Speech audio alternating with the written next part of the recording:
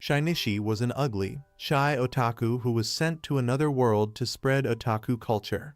But all he did was clap everyone. His sad life took a sudden turn for the better when he applied for a job online and was asked to come in for an interview, but someone gave him drugs, and he woke up in a strange room with a maid who spoke a strange language. The maid, whose name was Musil, gave him a translation ring when he finally woke up. After that, a soldier called Minori told him that he had been ice-guyed, but not by a truck. This made him even more excited because he was living the dream of every otaku ever. After he was done gushing, the person who had met him said that about a year ago, they had found a strange hole in the forest around Mount Fuji. The hole took them to a different world where the animals and people were different from those in their own. He said that they were able to keep the peace with the people. After, they were taken to their most powerful leader and told to join forces with her. He told Shinichi that they had hired him to run a business that would bring otaku culture to the new realm, where people were still living in the Stone Age. When Musil brought him tea later that day, he found out that she was half-elf and a kinky-ass sex hound. He almost lost it. People in Musil's world treated half-elves like dirt, which scared him and made him feel disgusted. But he told her that in his home country, people like her were holy, so he could never hate her. She saw him typing something on his phone while they were talking, so she asked what it was. Shinichi told her they were letters, but she said she wasn't sure how to read them. In order for her to study them when she had time, he wrote them down on a piece of paper. He was so thankful for what he did, but all he could think about was how cute that was. There was a noise that stopped them, so Musil told him it was Brooke, the groundskeeper. Shinichi was shocked to see that Brooke was a lizardman when she came back, but he kept his cool because he was scared. We went to the palace the next day to meet with Matoba. Matoba then took them to the throne room to talk to the empress. But when Shinichi saw her, the well-educated guy got excited because she was a girl and yelled it out loud. The supreme ruler was so angry about what he said that she used the famous words of her great-grandmother, the Queen of Hearts, to fight her advisor. Off with his head. Matoba had to save him by telling him that the law in their country said she was 20 years old, so anyone from there would have thought she was a kid. After this, she felt better and went back to her chair. While her advisor talked to Matoba, Minori told him about the big three that were coming up. She first told him that the name of the supreme boss was Petralka an Eldent Roman III. The guy who looked like an Arab was her advisor, Zaharl, and the knight standing next to her was Gallius, her cousin. The next second, Gallius cut Matoba off, saying that Shinichi was a man-child who wasn't fully grown and whose sausage was only 2 inches from being called a finger. He then asked why they would give him such a job. Then Shinichi stood up and said that only a stupid person would judge someone by how they look. This made Gallius grab his sword and charge at Shinichi, but Zaharl grabbed him before he could go any further. Petralka laughed out loud as he tried to get away. She then told Shinichi that she was giving him the power to spread the word about manga, anime, and games as an otaku advocate. When they got out of the palace, Shinichi said sorry for saying things that almost got him killed. But Minori told him that the way Gallius looked at him made her think of a story about an enemy-turned-lover. Shinichi thought about what he had said to Matoba about the magic translation rings as he lay in bed that night. Matoba had told him that the rings would only work on people who wore them, since they didn't speak Japanese. The people would need help understanding what the manga and anime were about. Following this, he got up and went to the kitchen to get some water. To his surprise, he found Musil studying her kanji. Shinichi told her he came to get a glass of water when she asked him why he was there. He asked her why she hadn't gone to bed. She said that she could only study at night because she had so much to do during the day. Shinichi then offered to help her study, but she turned him down. He pushed, though, so she reluctantly agreed. After a few days, Matoba had gathered enough materials for Shinichi to make a room that would turn anyone into a die-hard weaver. Shinichi then let Brooke and Musil use the room however they pleased so he could see how they got used to the materials. Later that day, Musil went up to Shinichi and asked him a question about the manga she was reading. Petralka walked into the room quickly before he could answer. She told him she was there to watch him work and that she picked up a manga but couldn't figure it out while she was there, so she told him to read to her. She also told everyone in the room to leave, but Shinichi didn't want to be alone with her, so he asked Musil to stay. As the Rizlas Lecher read to them all he could think about was how good it was to be somewhere between a peanut rack bottom and a medium plan baddie. Soon after he thought this might be the start of his family, Petrelka yelled at him to keep reading. He then looked at the page and asked Musil if she knew what the word meant. After she told him it was his name, he said it didn't mean the same thing even though it was spelled the same. Petrelka was envious as she watched them engage, so she whined before sitting down on Shainisha's thigh. But that didn't make her feel better about her anger. So she told Musil to make more tea and remind her of her role as a servant. He was shocked to find out that most people in the town couldn't read or write the next day and that kids were being taught to be soldiers. He thought about how Musil used to train when he was that age, but Minori told him to get involved and try to make things better. During a break, Shainishi showed some kids a manga and asked them what they liked to do in their free time. The kids told him they didn't have time because they had to help out on the farms on days they weren't training. This made him wonder when they had time to read. He realized that they wouldn't be able to enjoy manga or anime since they couldn't read or write when they were told that only elites could read. In the evening, Musil brought them tea while he read to Petrelka. But Petrelka said she was trying to ruin her time with Shainishi. Even though Shainishi tried to calm her down, she ignored him and kept insulting Musil. He only stepped in when she tried to throw food at him. He knew he couldn't change her mind, so he told her that everyone, no matter what race they were, deserves to be treated well. He told her that everyone had the right to be free and equal, and if she couldn't get that, she would never get the otaku idea. Petrelka then told Musil she would not punish him as long as he taught her Japanese. She didn't like that a poor servant could speak Japanese better than she could. It was also her order that Musil not study Japanese with Shainishi until she was skilled in the language and knew if the otaku culture was good for her empire. Soon after, Petrelka went to see Shainishi and showed him the book she had been using to learn kanji. In order for him to hear what she had learned so far, she took off her ring. However, it was a tongue trick. She was proud of herself when Musil couldn't repeat the words when she asked her to. As they talked, Minori came out of her workplace wearing nothing but overalls. Shainishi looked at her full melons without any shame. Because of this, Petrelka asked him if he liked bigger stories more than smaller ones. He said that he wasn't picky about shapes because,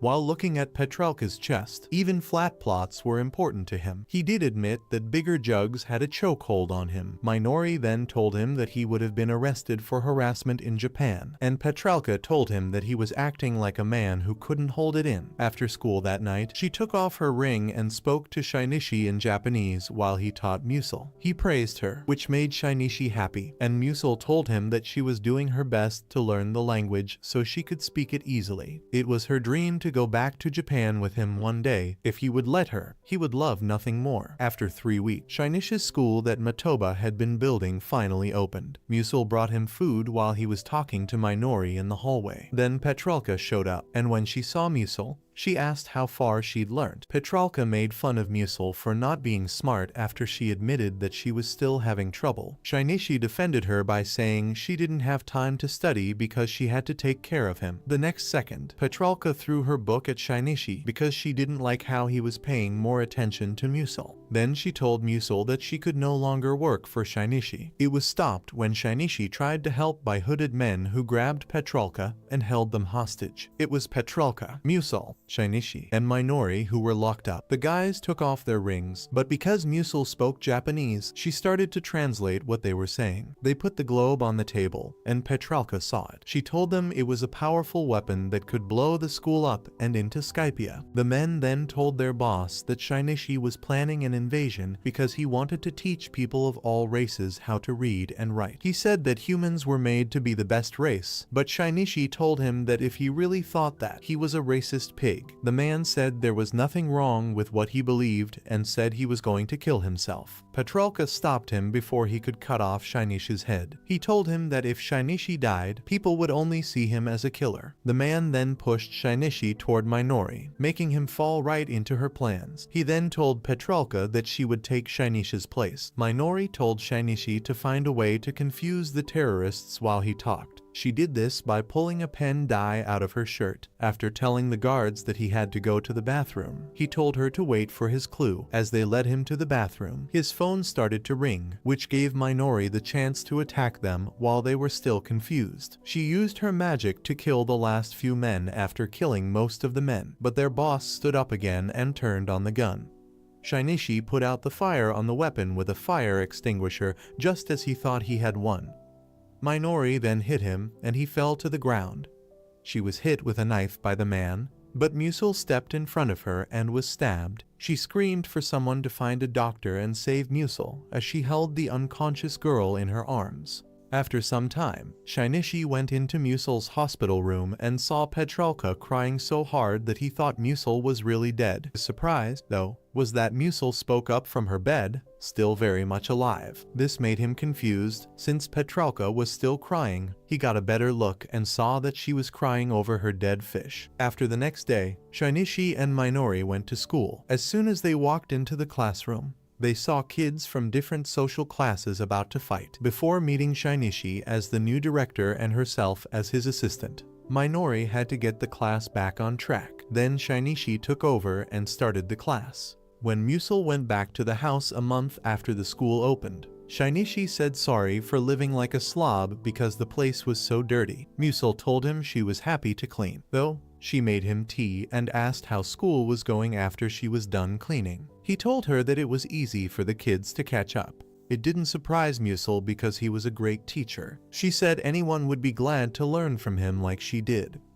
On the next day of school, Shinichi told his students that they would finally start learning about otaku culture. He then taught them about the beauty of miniskirts and knee socks, so any perverts could look at him without shame. After that, he taught them how important it was to draw a figure so that they looked like they were a commando under their skirt. When a student asked him why it was set up that way, he said it was the best way to get people to think of the best pictures. Minori stopped him from moving on with the lesson and told him he was teaching them two difficult things. She asked him to let her take over, but as soon as she started her lesson, she dove right into the world of boys' love and started teaching the students the different slang words and phrases that were used in that scene. She pulled up a manga with a very racy picture on it, and Shinichi had to step in and beg her to keep things PG because they were talking to kids. Shinichi was worried about how they were teaching the kids because their values were different from Japanese values. He told them this on the way home that night. He said that the way things were going, it seemed like they were making the kids follow their views, which was not what he wanted to do. Before Minori could answer, her phone rang with a warning. She looked at it and then told Shinichi that an unknown humanoid was close to the manor. Shinichi told her that Brooke was probably it, but she said that Brooke was already in their database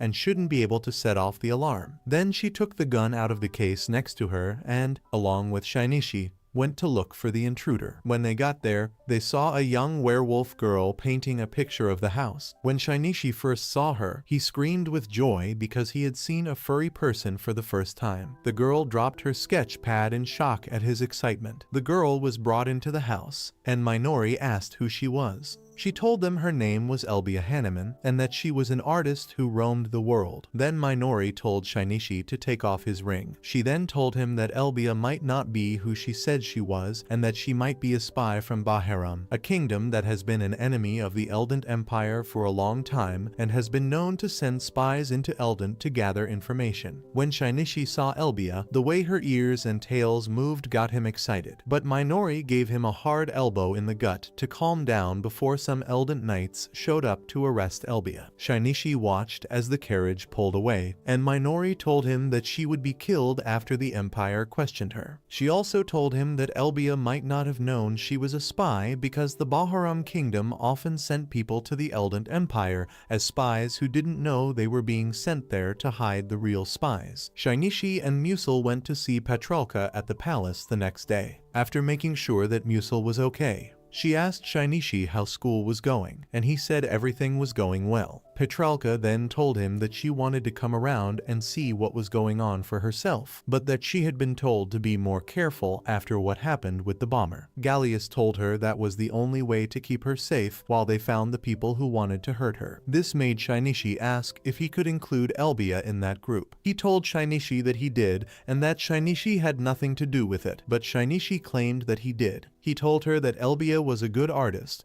and that art was a great way to share otaku culture. Anime and manga could be spread to the rest of the kingdom with the help of Elbia's drawing skills, he said. After that, Petralka asked him if he wanted to keep Elbia by his side because of her big plans. Shinichi told her he wasn't a stupid pig who hooked up with women just to lust after their fruit. He went so far as to say that Elbia was as flat as a washboard, but Petralka brought Elbia out to show him otherwise. Then she told him that if her chest size was what it meant for something to be flat, then he was sure that she and Musil had rocks on their chests. Shinichi then told her that he wasn't there to talk about plot sizes and demanded that they let him hire Elbia as his artist. It was Gallius who refused, so he told them he would show her innocence, which he did. He asked Elbia some questions and found out she was from the Baharum kingdom, but he was too stupid to understand she was sent there as a spy. But Shinichi kept on keeping her with him, so he tried to explain that she was a good person. This worked until he said he wanted to play with her ears and tail. She then cut him off and said that the only reason he wanted to keep her was to clap her and satisfy one of his gross kinks. Just as Shinichi tried to tell her she was wrong, Minori spoke up and said Shinichi couldn't mean what she said because he was already seeing Gallius. To his surprise, Gallius just stood there blushing like an idiot when Shinichi asked him to set the record straight because he couldn't believe the crazy woman had already made plans to sail their non-existent ship. Petralka then scolded Shinichi for turning down her cousin, even though Shinichi said he didn't swing that way. No one paid attention until he said he had an idea. Then he told them that if they were really scared that Elbia was watching them,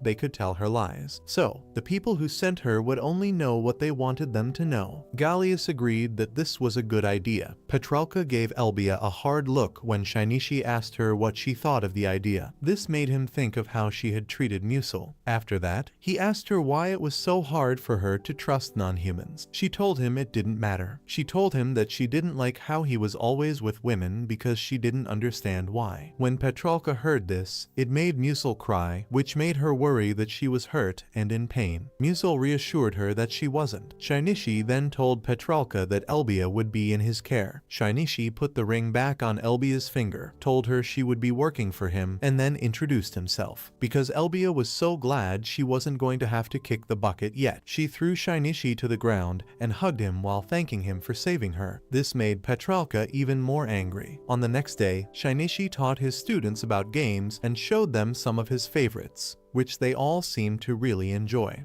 Later that night, when he got home with Minori, he saw Musil fighting with a basket of dirty laundry. She tripped and fell before he could help her. As soon as Musil told him she was okay, he picked up one of the clothes and saw that it belonged to Elbia. Right away, he tried to reassure Musil that he wasn't going to use it to rub one out later that day. He talked about something else when Musil didn't seem to understand, so he asked why there was so much laundry. Musil told her that Elbia got her clothes very dirty whenever she drew. He said he was sorry she had to do more work since Elbia was there, but she said she didn't mind as long as Elbia was there to help him with his work. She did say, though, that she felt bad that all she could do was do housework. But Shinichi told her that he wouldn't have been able to work well without her nearby to help with the chores. He then picked up the basket, even though she told him to put it down, and helped her do the laundry. He saw that Elbia hadn't come down for dinner when it was time. He checked on her in her room to make sure she was okay. He knocked on the door, but she didn't answer. He went into the room because he was afraid something bad had happened to her. He found her drawing on her knees in the middle of the room. He called her name, but she didn't turn around, so he went up to her so he could see better. She was drawing a picture of him, but as soon as she felt him there, she threw him out of the room, which made him wonder what she was up to. He then heard Elbia's door open, which made him even more worried. When he turned around to see if she had changed her mind, She was staring at him like a creep, which made him even more worried. They went to class the next day, and he couldn't help but wonder why Elbia had behaved badly the night before. Not for long, though, because as soon as they walked into the classroom, they heard a fight between some dwarfs and elves. To his surprise, Shinichi heard them talk about a fan game. He thought they had gone back to hating each other. The dwarfs told the elves that they didn't have any taste when they said their game was better. This made the fight worse until another group of dwarfs stepped in and said they were both wrong. The new group said they liked playing games with mean girls more, which made the elves call them creeps, but they claimed they were right. Just as things were getting out of hand, Minori fired her gun into the air and told them that class was about to start, so they both agreed to go back to their places. When he got home later that day, Musil told him that Petralka had called him to the palace. When he got into the carriage, he saw Elbia watching him from her window. It made him wonder if she was just pretending to be innocent to trick him and then get rid of him as soon as she could. At the palace, Petralka pretended she hadn't called him and told him she hated him. This confused him, so he asked her what she did to make her hate him. Petralka told him that he was very stupid not to see that she was trying to act like a tsundere since he taught otaku culture. This surprised him. Gallius then walked in on their talk and told him that he had always thought the otaku culture was garbage. He had finally come to understand the draw since he started to look into it. That day, Minori gave him a manga. When Shinichi saw that it was a boys' love manga, he asked her why she chose that one to give him. Shinichi screamed out loud when Minori said it was because she knew he would like it. Shinichi helped Musil study that night, but she saw that he wasn't paying attention. She told him she was sorry for making him teach her late at night, even though he was tired from working all day as a teacher. She let Shinichi know that it wasn't true, and she told him how thankful she was to know someone who always did their best to help others. Also, she asked him if he would ever like to go back to Japan, and he said yes. After that, he asked her if she would like to go with him when the time came. Musil said she would love to go too. Later that night, Shinichi woke up from a dream in which Elbia had tried to kill him. To his surprise, he found her sitting on top of him and looking very dangerous, which made him scream. Musil and Minori woke up when he screamed, so they ran to his room to see what was wrong. When they got there, they were shocked to see Elbia eating Shinichi's body like a dog. After things calmed down, Elbia told them that she was in heat and that her feelings took over when the moon was full. This made Shinichi understand that her strange behavior wasn't because she was planning to kill him, so he told her he was sorry for judging her wrongly. Elbia told him she was sorry for trying to plot with him, even though she wasn't human, and he told her he didn't mind at all. This made her excitedly tackle him to the ground. Minori told Musil that one of her game girls, Elbia, would steal her man right from under her nose while they watched them play. The next day at school, Minori and Shinichi heard the elves and dwarves arguing about which type of manga they liked best. As usual, Minori had to fire her gun to calm them down. As the day went on, he went to give Petralka the daily report and told her about how the dwarves and elves were always fighting. Zaharl told her that this was normal for the two groups to fight.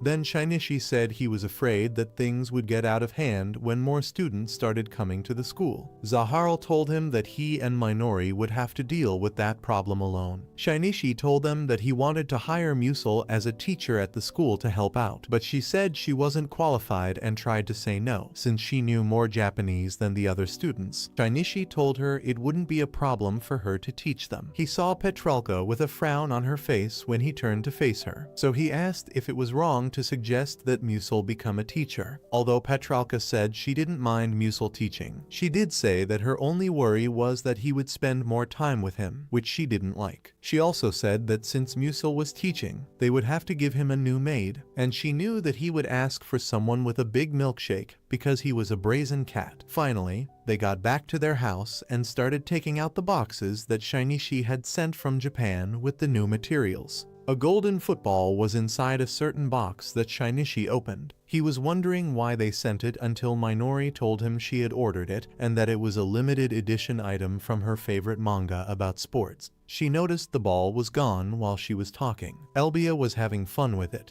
She tried to get it back right away, but Elbia ran out of the building and started chasing the ball. Minori then took a gun from one of the boxes and threatened to shoot Elbia if she didn't give her back the ball right away. But Elbia stopped her before she could shoot and told him that no one else could have the ball but her. Soldiers caught her and threw her to the ground just in time, though. Shinichi then asked Musil to stop Elbia from using her magic, which she did. Little Miss got the ball back, but it was dirty, and Elbia said she was sorry for running off with it. While she was talking about how she liked round things because she was on her period, Minori gave her the ball back. Shinichi told Musil that watching Elbia play with it was a good way for her to relax, which gave him an idea. The next day, he went to see Petrolka and told her he wanted to help the elves and dwarves get along better by having a friendly soccer game. Petrolka agreed, so the plan went forward. As they left the house, Minori asked him why he was so sure that the game would make things better. He replied that sports bring people together. It was at that moment that Matoba came out from behind a wall and told Shinichi that he was crazy to think that was how sports worked. He also offered to help. Shinichi told the students at school the next day about the game and told them to get ready for it because the winners would get new game systems. The day of the match finally came after a week of practice. The dwarves quickly showed the elves that soccer wasn't a game where you just stood there and looked good. When Hallam got there,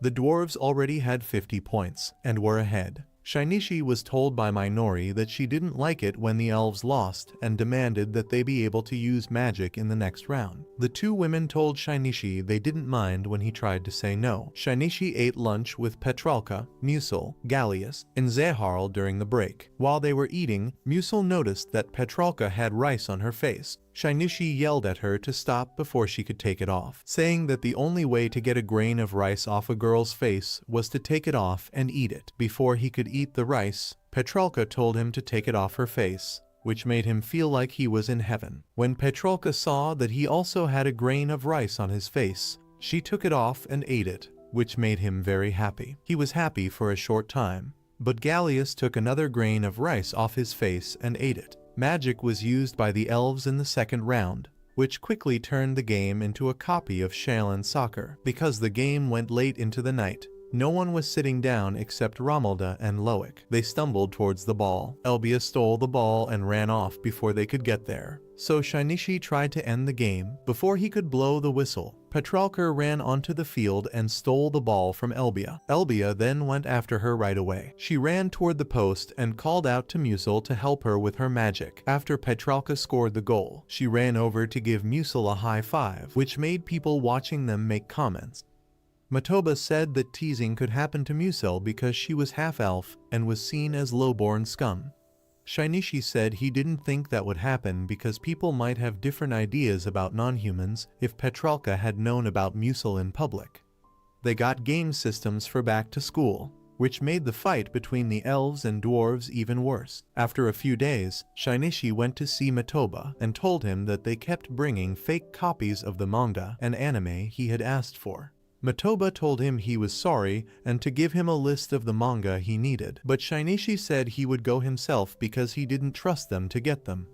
Shinichi shot Matoba down and told him he didn't care if they had to drug him up so he wouldn't know where the link was. Shinichi told Musil that night that he was leaving for Japan the next day, and she asked him if he would come back. Shinichi told her he would come back, but then he remembered that he had asked Matoba if he could bring Musil with him.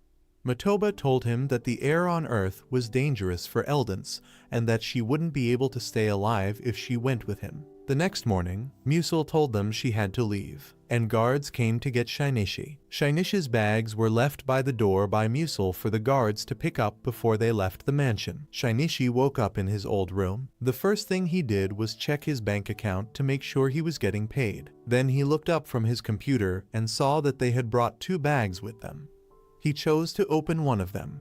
He was shocked when Musil came out of the bag and said sorry for getting into Japan without permission. He told her it was fine, but then he remembered that Matoba had said the air was poisonous, so he asked her if she was breathing right. To his surprise, Musil told him she was okay, which showed him that Matoba had been lying. Matoba was back in the Eldant Empire when Minori told her that Musil had gone to Japan with Shinichi and asked her to bring her back. He told her she didn't have to because he had already put a watchful eye on Shinichi. because he knew something like that would happen. When they got back to Japan, Shinichi took Musil to see different parts of the city. She was very excited to see and do all of these things. She was also very excited when he took her to explore Akihabara to see how otakus live in real life. The last thing they did before going home was get egg rice at a maid's cafe. The waitress brought them their food and then drew Shinichi's favorite anime character on his omelet. She then asked Musil which character she wanted, because Musil wasn't sure what to choose. She asked the girl to draw Shinichi's face on her egg. When it was time to eat, she told him she didn't think she could eat his face. In the middle of the night, Shinichi suddenly realized in his flat that he was going to spend the night with Musil. This made him go crazy. When Musil said she'd draw him a bath, the hormonal fool started picturing them playing together, even though he was trying to block out the sexy thoughts. Shinichi turned down her offer right away and said he'd draw the bath himself. She then offered to make his bed, which made the jerk think they were having kids. He changed the subject because he didn't think his snake would stay asleep for long. He asked her if she had brought a change of clothes, but she said she hadn't. Shinichi finally bought some underwear from Musil and left her at home to take a bath and change. He did everything he could to avoid drawing attention to himself in the store, but it was a terrible fail. When he got to the front of his building, he decided to just walk right into the room. To his surprise, Musil was already sound asleep. After putting her on the bed, he noticed what was written on her t-shirt, which made him wonder if she had chosen it on purpose. As he tried to pull the blanket over her, he realized she wasn't wearing any underwear. He almost gave in to the urge to look, but before he could give in, the devil on his shoulder told him to look under Musil's shirt. As she spoke, she woke up. He put something over her and went to bed. After going to Japan, he forgot to bring back the things he was supposed to. So when he woke up the next morning, he was back in his room in Eldent. He quickly realized his mistake and apologized to Matoba. He scolded him later that day for wasting his time and money. A few days after he got back, Shinichi went to the palace to see Petralka. When he knocked on her door, she didn't answer. So he and Zaharl went in and found it empty. They looked around for a while and finally found a note from her. In it, she said she was sick of being queen and had run away. As soon as Gallius heard about it, he put together a search party to find her. Shinichi also joined the search. Shinichi finally found Petralka after looking for her for several hours in every possible place. She was sound asleep in one of the warehouse's wooden boxes. She was having a dream when he heard her calling for her mom and dad while he watched her sleep. Gallius walked into the warehouse the next second and saw Petralka sound asleep. He woke her up by shaking her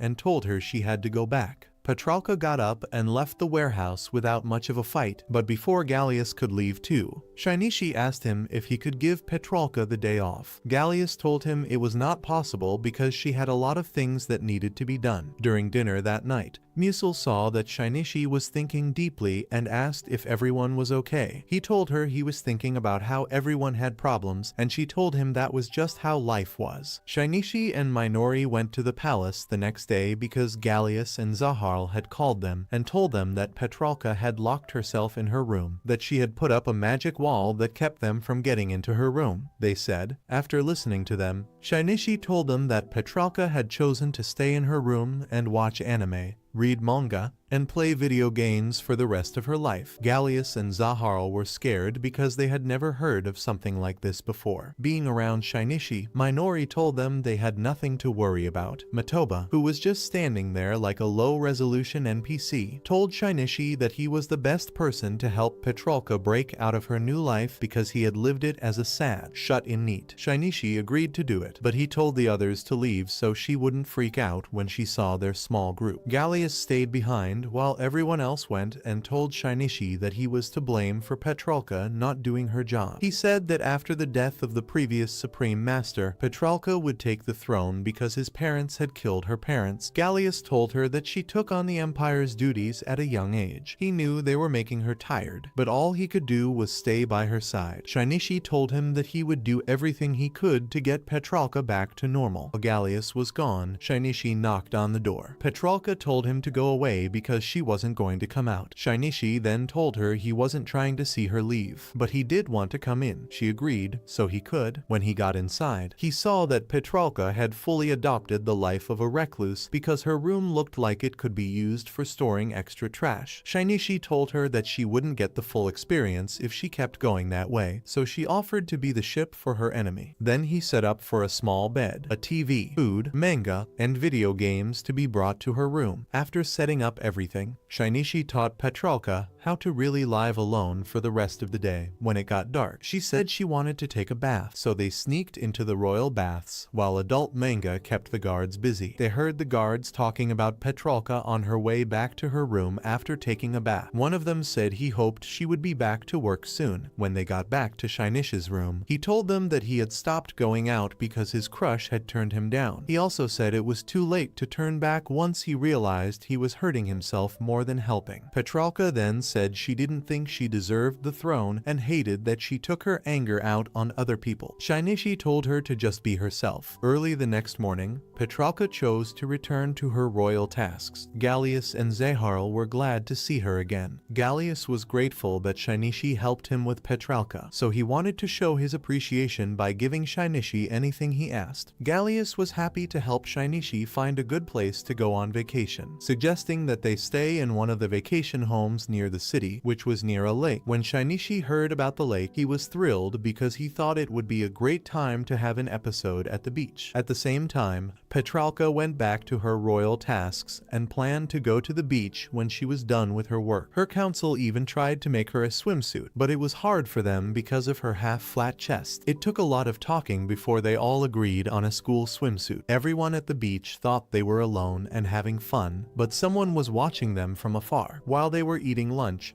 one of their students ran to them and asked for help, saying that Romualda had been knocked out and was about to be killed by some unknown creatures in the bush. When they were on their way to the lake, he said they saw someone in the bushes and Romualda insisted on catching them, but some kind of lightning magic killed her instead. Minori thought that the attackers were maybe the last few members of the terrorist group that attacked the school. She also said that they might have tried to kill Shinichi because they thought he was an intruder. She then took out a suitcase with a gun inside and told Shinichi and the others that she would look out for their safety. Based on what Loic told them, they found the creatures and tried to catch them. To their surprise, the creatures turned out to be members of the Special Defense Forces. They said they were only there to keep an eye on Shinichi and the others in case they got into any kind of trouble. When they were caught, they said they couldn't say who they were because they were shocked and confused. As they said they were sorry, Minori took their camera and looked through the pictures to find ones of herself and the girls. She became very angry right away and smashed the camera while swearing at them. A few days later, Shinichi and Minori were told that the soldiers had somehow shared video from their soccer game onto the internet. This meant that their project could be found and shown to everyone else. Shinichi didn't freak out, though, and he finally found a way to fix the problem. The man told them they could act like the video was from a fantasy movie backed by the military to make it seem more real. He got his Empire friends to be in a dream movie with Petralka as the lead. As soon as they got a good shot, they used real magic instead of special effects. During their break, Minori and Matoba talked about how Shinichi's great idea to make a fantasy movie would save their project, but one of the Special Forces members interrupted them to tell Minori that they had found a dragon's lair that they were going to use in the fantasy movie. When they got to the dragon's lair, the dragon master told them that dragons could smell very well and that they should never use deodorant because it would make the dragon mad. Next thing they knew, the dragon woke up from the smell of the deodorant Minori had been swimming in and attacked them. This made them give up on their plan to use a real dragon in the movie. While Shinichi was back at the set, he saw the girls changing without noticing. The girls didn't seem to mind, which made him wonder if they all had some loose screws. Soon after, they shot the rest of the movie. While they were editing it, they found that it was a copy of an anime show that was made in the United States. I told them they were doing the right thing because that's what hacking was, and that was their main goal for the movie. They had to use a fake dragon for the scene the next day because they couldn't train the real one. The dragon trainer then told them not to wear any perfume because they were filming near a real dragon's lair and the scent could attract the dragon. But Minori liked the idea of dancing with death because she used the perfume while the warning was being given, which woke up the dragon. It took longer to film the scene than planned because the real dragon attacked and burned down the prop. The stupid Petrolka was amazed by the special effect, while everyone else ran for cover. She had no idea that it was a real dragon. Dragon trainer tried to stop it with her magic, but it didn't work. The military fired at the dragon, making it fly away before Gallius and his men could attack it. In the evening that same day, Petralka thanked Shinichi by kissing him on the cheek. At night, everyone got together to watch the movie. Shinichi's plan to make a fake movie worked because it made everyone think that the soccer game was part of a dream movie. Matoba thanked Shinichi the next day for a good job of covering up what happened at the soccer game. This made Shinichi feel better about himself because Matoba had never thought that a loser who stayed home alone would do something good. Later that day, Shinichi noticed that the amount of manga and anime coming from Japan kept going down every time a new batch came in. This made him wonder how he was supposed to do his job. Next morning, Shinichi saw that Elbia had been drawing all night. When he looked at one of her works, he saw that she had gotten better at drawing. Shinichi saw that students were vying to be the next one to read a manga series at school. He asked Minori if she could get the government to send more copies, but she told him to talk to Matoba about it instead because she couldn't help him. When Shinichi told Matoba about the problem, he was shocked to learn that the government wanted to make the people of Eldent love the otaku culture so that they wouldn't be able to do their jobs when there weren't enough goods. Matoba told Shinichi that this is what the government has been trying to do and confirmed that they were, in fact, invaders and that he was in charge. Matoba went on to say that because it was a top secret operation, anyone who tried to stop them would be killed, and Shinichi would be no different. Minori later told them that the Japanese government saw Eldent as an unexplored land with lots of rare materials that the locals didn't need. It was their only chance to get what they could. They also said that a full invasion of Eldent would cost a lot because it was full of magic they didn't fully understand yet. That's why they used the otaku culture to enter instead. Because Shinichi couldn't believe he was just an arm man, he asked Minori what would happen if he quit his job. Then she told him to keep working and reminded him of what would happen to government players that didn't matter. Shinichi and Minori had lunch with Petralka the next day. She seemed excited about how well the otaku culture had made people feel better and wanted to spread it across the whole country if she could. But Shinichi was against the idea because he had seen how hard it was for the people when they couldn't get imports. Later that day, Shinichi locked himself in his room and refused to continue with the attack. Matoba told him that if he wasn't willing to do his job, the government would replace him. That night, Shinichi saw Musil making him food and decided he could take it no longer. So he told Musil he was an invader. He then told Shinichi that the otaku culture had done a lot of good for people and that it was only possible because of his lessons and guidance. She began to cry and beg him not to leave her, which made Shinichi think of a way to help her. He asked Petralka to meet with him the next day and told her that skilled artists from the Eldent Empire should make their own anime and manga instead of relying on the Japanese government. Matoba didn't like this idea, but Petralka didn't care about his concerns because he agreed with Shinichi's. Later that night, some killers went to Shinichi's room to kill him,